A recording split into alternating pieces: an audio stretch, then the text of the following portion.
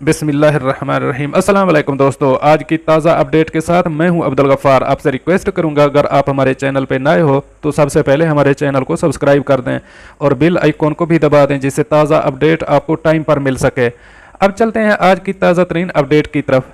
तमाम news channel और YouTuber यही बात कह रहे हैं कि मुबारक हो, आप दुबई वापस जा सकते हैं, खुश हो जाओ, दुबई ने वापस बुलाना शुरू कर दिया है। दोस्तों, ऐसी कोई अनाउंसमेंट नहीं हुई है और ना कोई ऐलान अभी तक हुआ है अमारात की तरफ से। अरब अमारात ने ऐलान किया है कि सिर्फ मुस्तनद वीज़ा वाले वापस जा सकते हैं।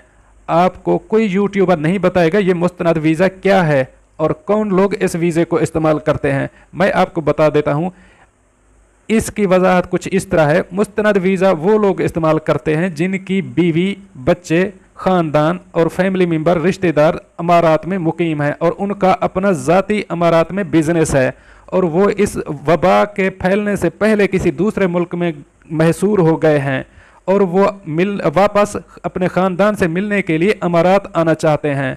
वही लोग अमारात वापस आ सकते हैं। फ़लाई दुबई, अरब एमिरेट्स, इत्तेहाद एयरलाइंस भी इन्हीं लोगों के लिए चलाया जा रहा है। अभी वबा ख़त्म नहीं हुई और 24 घंटे का कर्फ्यू लगा हुआ है। लोग काम पर नहीं जा सकते, तमाम लोग घरों में महसूर हैं। ऐसे में कैसे मुमकिन हो सकता है कि अमारात हुकूमत लोगों को वापस अमारात आने की इजाज़त दे दे। मैं आपसे गुजारिश करूंगा, अगर आप वापस आने के ख्वाहिशमंद हैं तो आप तवजदी सर्विस पर अपना फार्म सबमिट करें। अगर आपकी फैमिली अमारात में रहती है तब आप वापस जा सकते हैं। अगर आप सिर्फ काम के सिलसिले में वहां जाना चाहते हैं तो अभी तक ऐसा कोई ऐलान नहीं हुआ है क्योंकि अमारात में कर्फ्यू की वजह से तमाम कारोबार ठप हैं। अगर कोई जुज़वी तौर पर मॉल्स खुले हुए हैं तो वो सिर्फ रमज़ान शरीफ की वजह से खुले हुए हैं क्योंकि लोग ईद की कुछ शॉपिंग कर सकें।